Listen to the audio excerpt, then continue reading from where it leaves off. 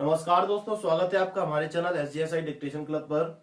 आज हम नेटवर्क से संबंधित एक और नया टॉपिक पढ़ेंगे जिसमें नेटवर्क तथा सुरक्षा और डेटा तथा सुरक्षा और भी कई सारे इस तरीके के महत्वपूर्ण बिंदु होंगे जिन पर हम चर्चा करेंगे। आज अगर टॉपिक की बात की जाए तो नेटवर्क तथा डेटा सुरक्षा के संबंध में आज का यह टॉपिक है। और जैसा कि अगर कंप्यूटर की बात हम करते हैं तो सारे कंप्यूटर में network operating system MS office most important part होते हैं पूरे कंप्यूटर के, और इन्हीं में नेटवर्क सबसे बड़ा टॉपिक है जिसमें आज हम पढ़ने वाले हैं। नेटवर्क का जो लेक्चर होता है वो सबसे बड़ा होता है, उसमें आज हम पढ़ेंगे डेटा तथा सुरक्षा। अब वर्तमान समय की बात की जाए तो आप लोगों को मालूम है कई सारे क्राइम और कई सारे काम, मोस्टली काम आपके कंप्यूटर पर होते हैं। जितना भी काम ऑनलाइन हो, ऑफलाइन हो, या कोई गवर्नमेंट एग्जाम हो, या गवर्नमेंट विभाग हो, या प्राइवेट विभाग हो, या फिर कई प्रकार के कोई भी डेस्टिनेशन हो, किसी भी प्रकार का कोई भी काम हो, वो कंप्यूटर के माध्यम से किया जाता है। लेकिन अगर आप किसी चीज का हद से ज्यादा उपयोग करते हैं, सपोज जब हम किसी भी चीज को एक्सेप्शनल बना लेते हैं, किसी भी चीज को हम ज्यादा से ज्यादा यूज करते हैं, मोस्टली परीक्षाओं में भी कंप्यूटर बहुत ज्यादा पूछा जाता है। लेकिन एक डिवाइस की तरह पर जब कंप्यूटर वर्क करता है किसी भी विभाग में, किसी भी सॉफ्टवेयर में, किसी भी पर्सनल काम के लिए भी आप अगर उसका इस्तेमाल करते हैं तो उसमें खतरा रहता है किस चीज का, कि आपका महत्वपूर्ण डेटा लैप्स ना हो जाए, आपके कंप्यूटर में कोई आपकी अनुमति के बिना हस्तक्षेप ना करे, प्रवेश ना करे। और इसी तरीके के जो क्राइम आज के समय में हो रहे हैं उनसे बचने के लिए हमें क्या करना है, और उन क्राइम्स को कौन कौन से क्राइम होते हैं जो अंजाम दिए जाते हैं, आज हम यही पढ़ेंगे। देखिए भाई, अगर आपको किसी भी प्रकार की कोई समस्या आती है लेक्चर में तो आप हमारे ग्रुप्स में शेयर कर सकते हैं, और जो भी आपको पूछना हो उसके लिए डाउट सेशन क्लासेस को ज्वाइन कर सकते हैं। चलिए फिलहाल शुरू करते हैं आज के लेक्चर को। फटाफट से हेडिंग डालना मेरे साथ, नेटवर्क तथा डेटा। देखिए, नेटवर्क तथा डेटा की अगर बात करें तो नेटवर्क एंड डेटा, यहां पर देखो हम लोग क्या करते हैं, जब नेटवर्क की बात आती है तो इंटरनेट तक सीमित होकर के रह जाते हैं। लेकिन आज वर्तमान समय में जो परीक्षाएं होती हैं इनका लेवल काफी ज्यादा हाई हो गया है, और आप लोग किसी भी परीक्षा के लिए तैयारी करिएगा, कंप्यूटर प्रत्येक परीक्षा में आने वाला सब्जेक्ट हो गया। लेकिन इस सब्जेक्ट के अंतर्गत पूछे जाने वाले क्वेश्चंस इतने घुमा फिरा कर पूछे जाते हैं। मान लीजिए अब ये तो आता ही नहीं है कि कीबोर्ड का आविष्कार किसने किया, क्योंकि सबको मालूम है क्रिस्टोफर लोथम सोल्स ने कीबोर्ड का आविष्कार किया। लेकिन अगर आज की बात करूं, मैं नेटवर्क से संबंधित बात करूं, तो फिर यहां से कुछ ऐसे टॉपिक्स हैं जो आप लोग केवल सुनते हैं, इनमें से आपने केवल नाम सुना हुआ है लेकिन उनका एक्चुअल मतलब हमें नहीं मालूम। अब देखिए, पहला नाम, पर्टिकुलर एक एक हेडिंग को लिखते जाएंगे और एक एक हेडिंग को हम समझते जाएंगे। तो ध्यान से सुनिए, जो नेटवर्क एंड डेटा है इसके अंदर आपकी पहली हेडिंग होगी, साइबर स्पेस। देखिए, साइबर स्पेस करके आपकी जो है पहली हेडिंग इसमें होगी। अब देखो, किसी भी चीज को पढ़ने का एक क्रम होता है कि वह जो नाम है वह नाम कहां से आया, किसने दिया, क्यों दिया और कब दिया। तो इस साइबर स्पेस की हम बात करेंगे। साइबर स्पेस जो है आपको 1984 में, भाई इस तरीके से लिखना, 1984 में, 1984 में विलियम गिब्सन एक साइंटिस्ट थे। विलियम गिब्सन एक साइंटिस्ट हुए जिन्होंने 1984 में साइबर स्पेस नामक शब्द का इस्तेमाल अपनी पुस्तक न्यूरोमैंसर, ये पुस्तक जो है पूछी जा चुकी है, ध्यान से सुनना, और इस चीज को, ये जो बुक का नाम है इसको अच्छे से याद कर लीजिए, न्यूरोमैंसर।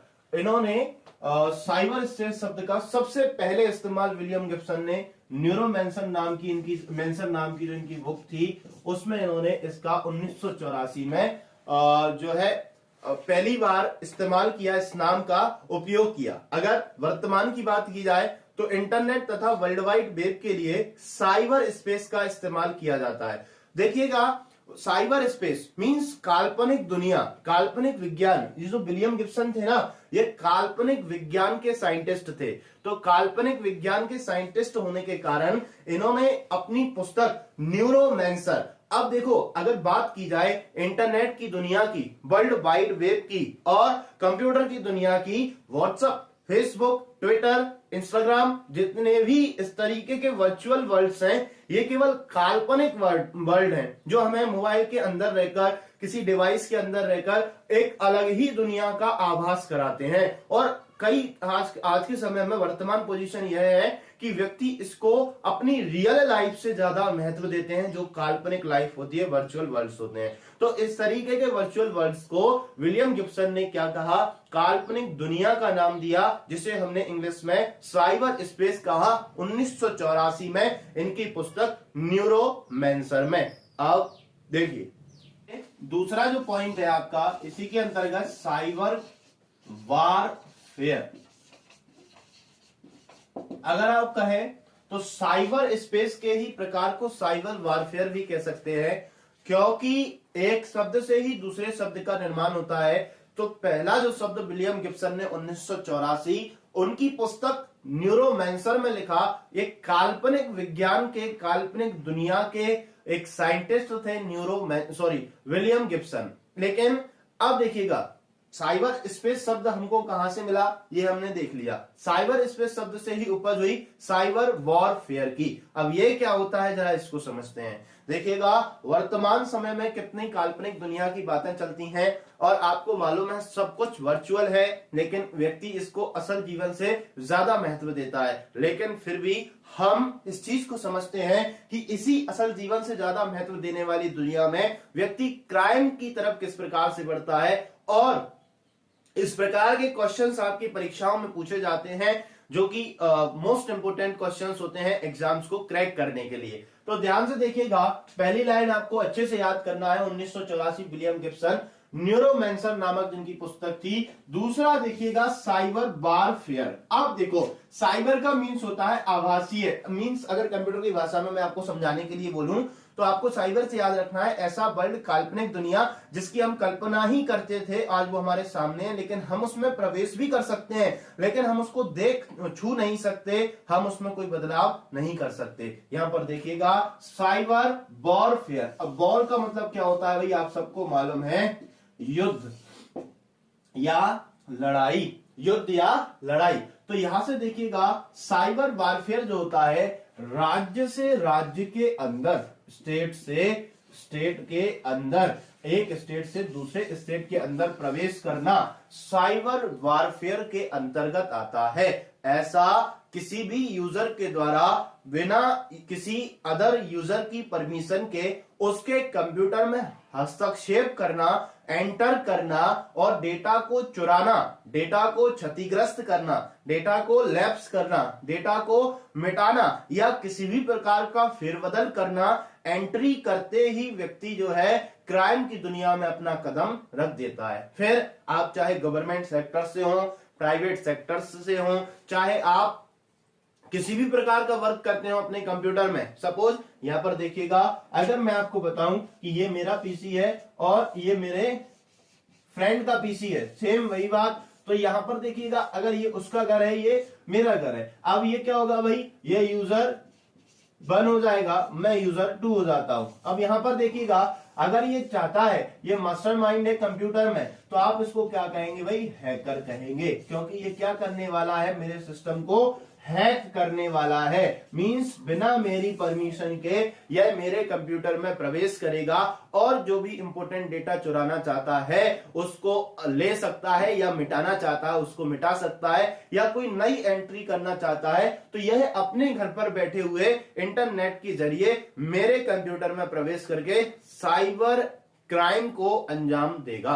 ध्यान से देखिए, अब जो व्यक्ति हैकिंग करेगा उसको आप हैकर कहोगे, आपका कंप्यूटर हैक होगा और इस पूरी प्रोसेस को हम कहते हैं क्या, हैकिंग। ठीक है, अब ये देखो, ये जनरली सी चीजें हैं, मोस्टली हम लोग क्या है मूवीज वगैरह में भी देख लेते हैं कि हैकिंग क्या होती है, लेकिन इस तरीके की जो प्रक्रियाएं होती है ना, इनमें भी क्राइम को वर्गीकृत किया गया है। भाई बड़े मजेदार सी बात है, जब हमने कंप्यूटर भी पढ़े थे स्टार्टिंग में तो उनका भी वर्गीकरण किया गया, जब फिर हमने इनपुट आउटपुट पढ़े तो उनका भी वर्गीकरण कर दिया गया, जब फिर अब क्राइम की बात कर रहे हैं तो इनका भी वर्गीकरण किया गया। ध्यान से देखिएगा, साइबर वारफेयर, राज्य से राज्य के किसी भी कंप्यूटर में एंट्री लेना और डेटा को नुकसान पहुंचाना, बिना किसी परमिशन के डेटा को चुराना, यह क्या कहलाता है भाई? साइबर वॉरफेयर कहलाता है। अब यहां पर देखिएगा कई सारे क्वेश्चंस और उमड़ते हैं कि भाई अंतर क्या है साइबर वॉरफेयर में। इसको पांचवें युद्ध की नीति कहा जाता है। जैसे बात करें यहां पर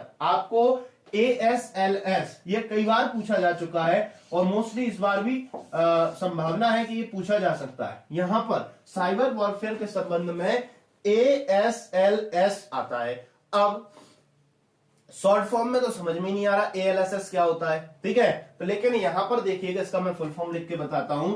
ए से हम लिखते हैं क्या? एयर, और एस से हम लिखेंगे क्या? स्पेस, एल से हम लिखेंगे क्या? लैंड, और एस से हम लिखेंगे क्या? सी। तो ध्यान से देखें, यहां पर जो है एयर, स्पेस, लैंड और सी, इन चार जगहों पर युद्ध की जो नीति चलती है उसको तोड़कर, देखिएगा, आप वायु में लड़ सकते हैं, आसमान में लड़ सकते हैं, आप जमीन पर तो लड़ते ही हैं, और आप समुद्र में भी लड़ सकते हैं, लेकिन पांचवा युद्ध का जो क्षेत्र है आज के समय में जो माना जा रहा है, तो वह कौन सा क्षेत्र है आपका भाई? Cyber warfare. साइबर वॉरफेयर को पांचवा युद्ध का क्षेत्र कहा गया है। याद रखना, ये क्वेश्चन पूछा जा सकता है। क्षेत्र कहा गया है किसी भी वैकेंसी में, पटवारी की वैकेंसी हो, चाहे किसी भी ऐसी वैकेंसी हो जिसमें कंप्यूटर आता हो, कुछ इस प्रकार के क्वेश्चंस आपको देखने को मिलेंगे। इंटरनेट के संबंध में, कंप्यूटर नेटवर्क के संबंध में पांचवा युद्ध का क्षेत्र किसे कहा गया है, तो आपको मालूम होना चाहिए साइबर वारफेयर को पांचवा युद्ध का क्षेत्र कहा गया है। और साइबर वॉरफेयर में ही ASLS का सिद्धांत भी मिलता है। और साइबर वॉरफेयर में राज्य से राज्य के अंदर किसी कंप्यूटर में बिना किसी यूजर की परमिशन के अनाधिकृत प्रवेश को हम इस प्रक्रिया को पढ़ते हैं और देखते हैं, ठीक है। चलिए, अब इसके बाद नेक्स्ट एक और आती है हेडिंग साइबर क्राइम।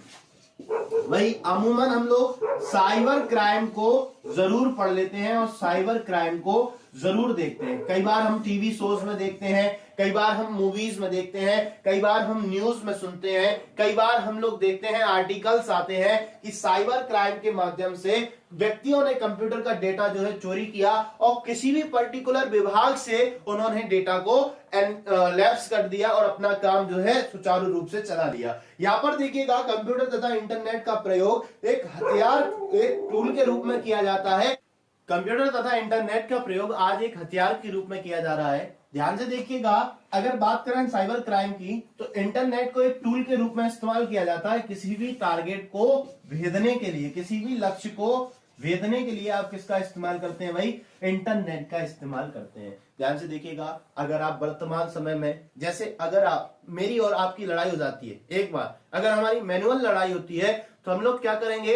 हथियार का इस्तेमाल करेंगे, यानी कि मैनुअल हथियार, लाठी और गन या फिर कुछ भी इस प्रकार के हथियार जिनसे हम मैनुअली लड़ सकें। लेकिन अगर वर्चुअल वर्ल्ड में आप लड़ना चाहते हैं और वर्चुअल वर्ल्ड में इस प्रकार लड़ना चाहते हैं कि सामने वाले यूजर को आपकी जानकारी ना रहे और आप उसका नुकसान कर दें, या फिर आप उसका इंपोर्टेंट जो वर्क वो कर रहा था उसमें हस्तक्षेप करके वो काम जो है खराब कर दें, तो वह कहलाता है आपका साइबर क्राइम। इंटरनेट के माध्यम से जितने भी आपके क्राइम किए जा रहे हैं आज के समय में, उनको आप क्या कहते हैं? नेट क्राइम भी कहते हैं। ये नेट क्राइम की संज्ञा दी जाती है।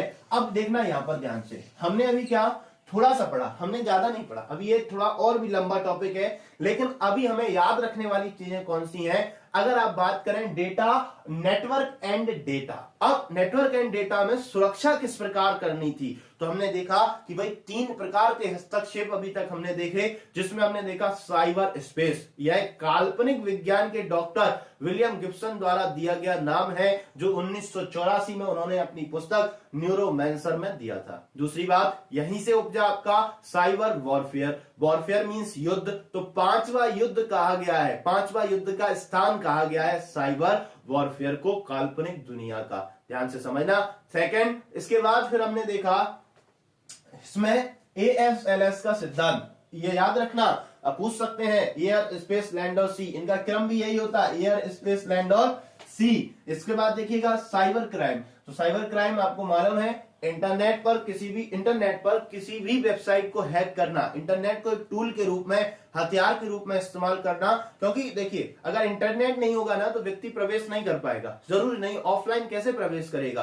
तो इंटरनेट ही वह माध्यम है जो किसी भी हैकर को हैकिंग करने की परमिशन देता है किसी भी एक पर्टिकुलर डिवाइस में। तो आपको केवल इतना याद रखना है, जो साइबर क्राइम होता है इसको नेट क्राइम की संज्ञा भी दी जाती है। चलिए और आगे बताता हूं मैं आपको। यहां पर देखिएगा साइबर क्राइम के कुछ उदाहरण, नेटवर्क पर अनाधिकृत तौर पर प्रयोग करना, घुसना, एंटर करना। दूसरा आपका लिखा हुआ है कंप्यूटर तथा नेटवर्क का प्रयोग प्राइवेट तथा कॉन्फिडेंशियल सूचना प्राप्त करने के लिए। बात वही है, जो व्यक्ति फ्रॉड करना चाहता है, जो व्यक्ति अनाधिकृत प्रवेश करना चाहता है, वह आपका साइबर क्राइम होता है। तो ये जो कुछ आंकड़े लिखे हुए हैं इनको आपको अच्छे से याद करना है और लर्न करना इस टॉपिक से। चलिए इसके बाद और आगे बढ़ते हैं, एक और इंपॉर्टेंट टॉपिक आपको बताता हूं। लेकिन अगर बात करें साइबर क्राइम से बचने की, साइबर अपराध से बचने की, तो साइबर अपराध से बचने के लिए भी आपको विभिन्न तरीके के प्लान्स दिए जाते हैं। आपको बहुत सारे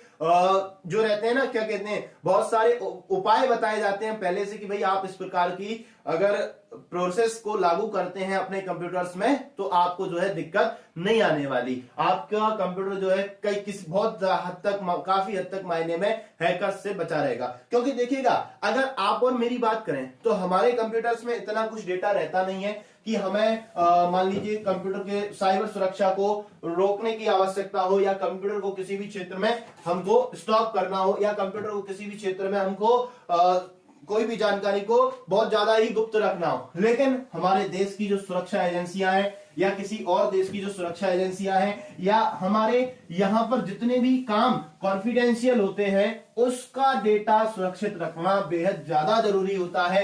लेकिन अगर आप चाहते हैं कि आप अपने सिस्टम का डेटा भी कॉन्फिडेंशियल रखें, आप उसमें भी किसी को हस्तक्षेप ना करने दें, तो इसके लिए भी हमारे पास एक दो विकल्प बचते हैं, तो वो मैं आपको यहां पर बता देता हूं। उसके बाद फिर मैं आपको बताता हूं प्रॉक्सी सर्वर्स क्या होते हैं, क्योंकि देखिएगा काफी सारे क्वेश्चंस जो है यहां से रिलेट करते हैं। प्रॉक्सी सर्वर भी क्या होते हैं उससे भी मैं आपको अभी एक संज्ञा यहां पर देता हूं और समझाता हूं। तो ध्यान से देखिएगा, पहला, लॉगिन आईडी तथा पासवर्ड सुरक्षित रखना तथा समय समय पर इसे परिवर्तित करते रहना।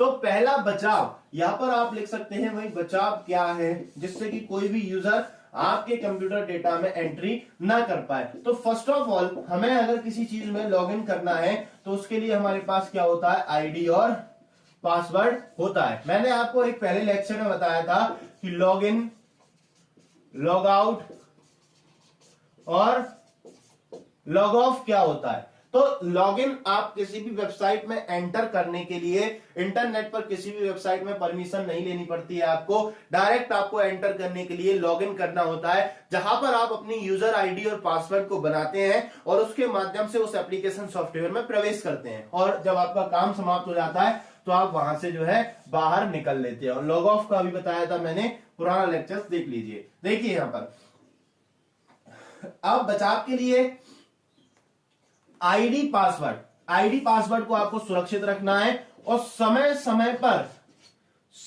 समय पर इसको जो है परिवर्तित करते रहना है। क्या करना है भाई, चेंज करना है, जिससे कि आपका डेटा कहीं पर भी लैप्स होने से बच सके। दूसरा लिखा हुआ है भाई एंटीवायरस का प्रयोग करना।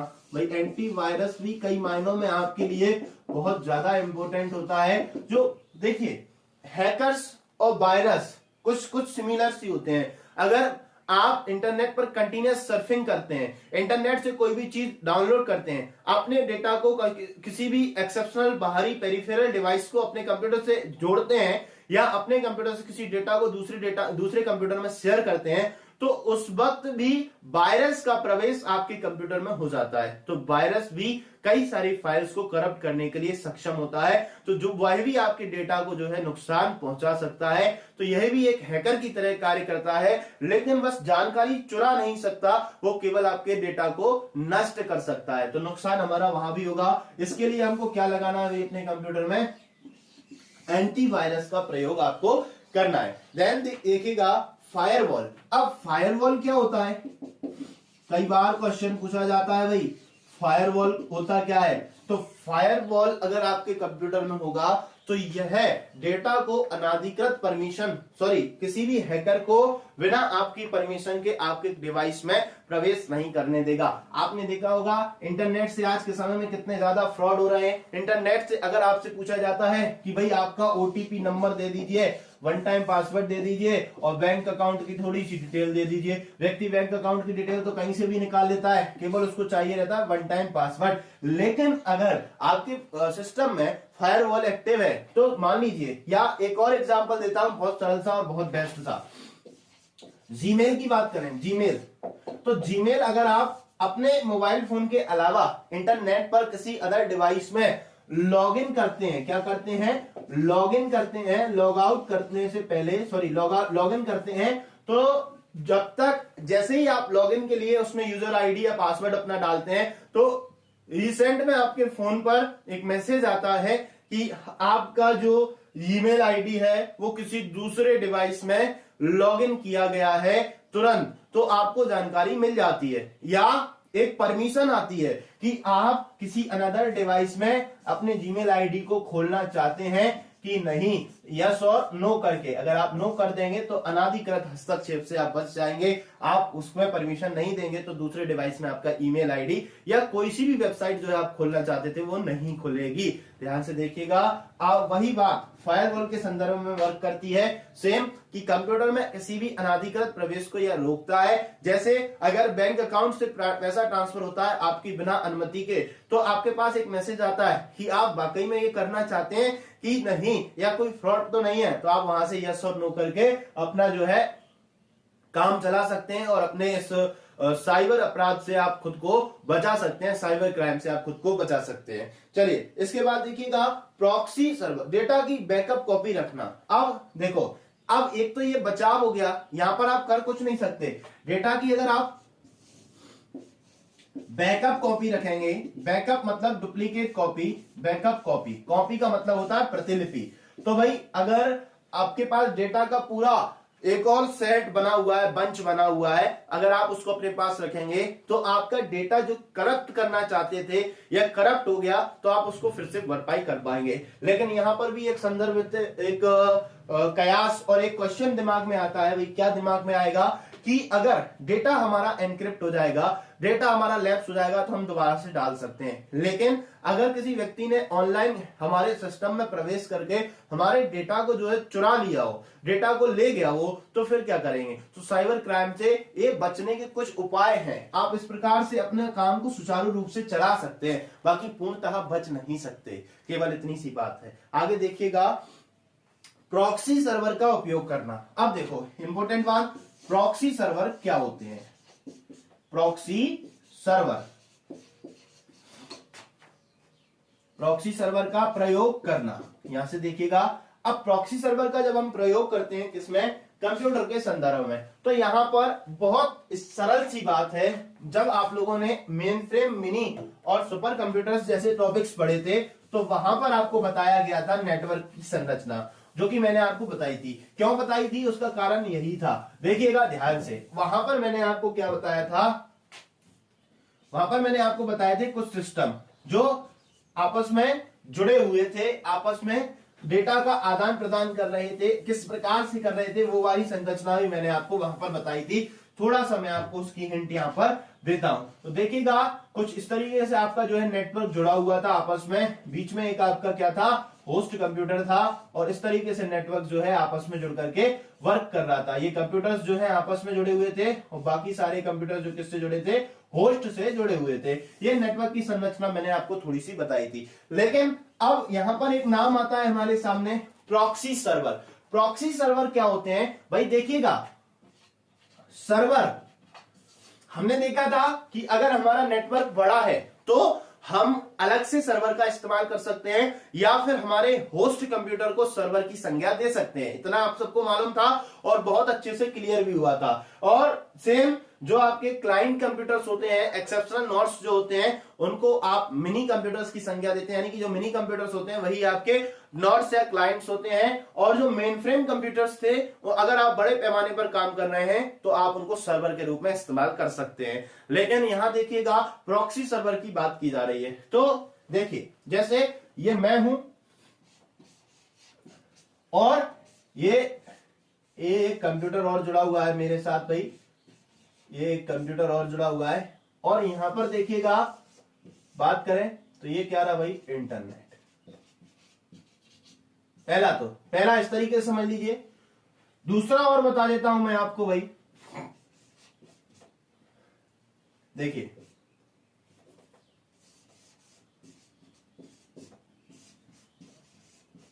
यहां पर ध्यान से देखना, अगर बात करें इंटरनेट ये है, C1 ये है, C2 ये मान लीजिए, C1 ये मान लीजिए, इसमें C2 ये मान लीजिए। अब प्रॉक्सी सर्वर की डेफिनेशन आप देखेंगे तो डेफिनेशन क्या होगी कि इंटरनेट यूजर और इंटरनेट के मध्य गेटवे का काम करता है। गेटवे मैंने शायद आपको नहीं पढ़ाया, गेटवे के लिए आपको पढ़ना पड़ेगा। गेटवे क्या होता है? गेटवे एक परमिशन होती है जो यूजर को प्रवेश करने की अनुमति देता है। गेट यानी दरवाजा, वे यानी रास्ता, ऐसा रास्ता जहां से आप एक डिवाइस से दूसरे डिवाइस के अंदर प्रवेश कर सकते हैं किसी माध्यम से।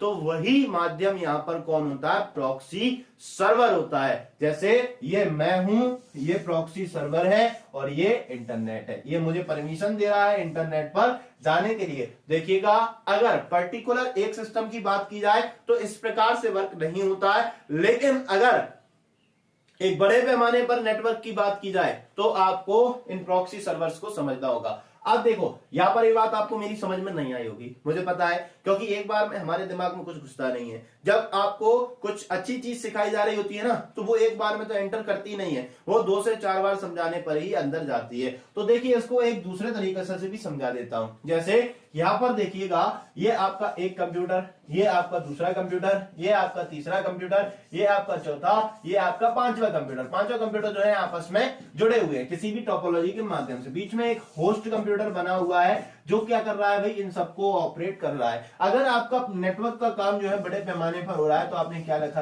है भाई, सर्वर को भी लगाकर रखा है, क्योंकि आप डेटा का जो है बैकअप अलग से रखना चाहते हैं। और ये सारे कंप्यूटर जो है किसके माध्यम से जुड़े हुए हैं? इंटरनेट के माध्यम से जुड़े हुए हैं। तो कॉमन सी बात है कि इन कंप्यूटर्स के बीच में जो सर्वर कंप्यूटर होगा वो प्रॉक्सी सर्वर का काम करेगा। जैसे मुझे बाजार जाना था, बाजार जाने के लिए मुझे रास्ता मालूम नहीं था, रास्ता दिखाने के लिए मेरे साथ एक व्यक्ति चला और वह व्यक्ति मुझे उस जगह तक ले गया जहां तक मुझे जाना था। तो वह जो रास्ता होगा, जो रास्ता दिखाने वाला व्यक्ति होगा, वही किसका काम करेगा?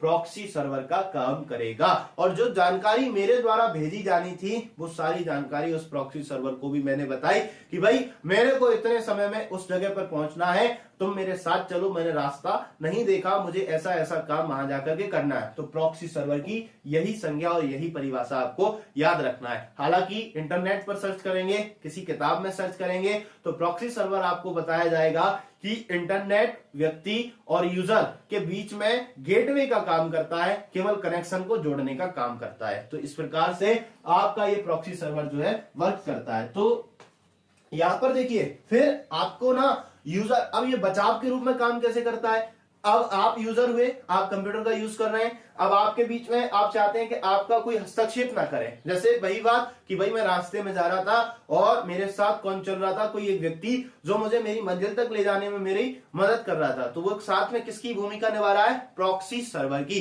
रास्ते में कई लोग अगर मुझे मिल जाते हैं, ऐसे लोग जो मुझे नुकसान पहुंचाना चाहते हैं, मुझे क्षतिग्रस्त करना चाहते हैं, तो उनके बीच में कौन आएगा भाई? प्रॉक्सी सर्वर आएगा। पहले वो प्रॉक्सी सर्वर से निपटेंगे, उसके बाद जो है मुझ तक पहुंचने में सक्रिय होंगे। तो यह है आपका प्रॉक्सी सर्वर होता है। अगर फिर भी इसमें डाउट लगे तो मैसेजेस कर सकते हैं, उसके बाद मैं आपको नेक्स्ट क्लास में इसको और अच्छे से समझा दूंगा। तो यहां पर देखिएगा हमने देखा कुछ बचाव, इसके बाद देखिएगा एक बचाव और है, डेटा को गुप्त कोड में एनक्रिप्टेड फॉर्म में बदल करके भेजना व प्राप्त करना। देखिए जैसे आपने देखा होगा जो मूवीज रहती हैं, जो कई प्रकार की जो वो डिटेक्टिव वाली मूवी रहती है ना, डिटेक्टिव वाली मूवीज में क्या होता है, डिटेक्टिव वाली मूवीज में हम किसी भी प्रकार के डेटा को ट्रांसफॉर्मेशन को देखते हैं। वो लोग क्या करते हैं कि भाई संक्षिप्त कोड आ गया, वहां से कुछ पूछा गया, यहां से आपको कुछ बताना है। सीआईडी जो नाटक ज्यादा चलता है भाई, जो उस पर आता है, क्या कहते हैं, सोनी टीवी पर,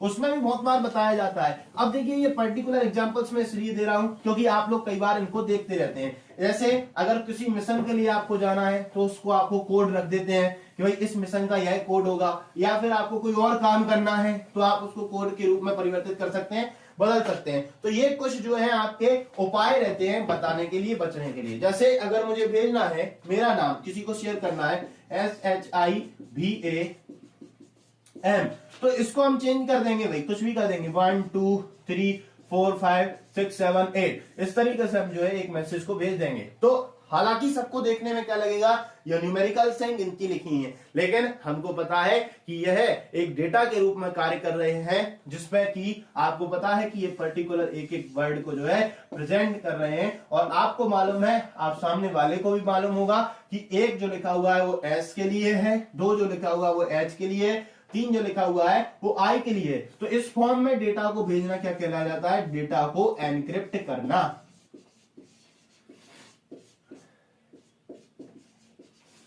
डेटा को एनक्रिप्ट करना एनक्रिप्टेड डेटा कहलाता है। ठीक है, तो यह आपके कुछ बचाव होते हैं और यह आपके कुछ प्रयोग होते हैं। तो देखिए दोस्तों, आपको इस लेक्चर से इतना सीखने को मिला कि साइबर स्पेस क्या होता है, साइबर स्पेस किसने हमको दिया, cyber crime, cyber warfare, SLSM का मतलब क्या होता है। उसके बाद फिर हमने बचाव भी देखे, फिर हमने देखा proxy server. Proxy server most important है, इसको याद करना, क्योंकि यह एग्जाम में पूछा जाने वाला वह बिंदु है जिससे आपका 1 मार्क्स जो है बनेगा। और अगर इस टॉपिक से रिलेटेड कोई भी क्वेरी हो तो आप क्वेश्चनिंग कर सकते हैं, आप हमको शेयर कर सकते हैं एनी वन क्वेश्चन, जिससे कि हम आपको डाउट क्लास में उसको सही कर सकें और आगे के लेक्चर पर कमांड दे सकें। बाकी का नेक्स्ट लेक्चर में, अभी के लिए इतना ही। नमस्कार दोस्तों, मिलेंगे नेक्स्ट लेक्चर में।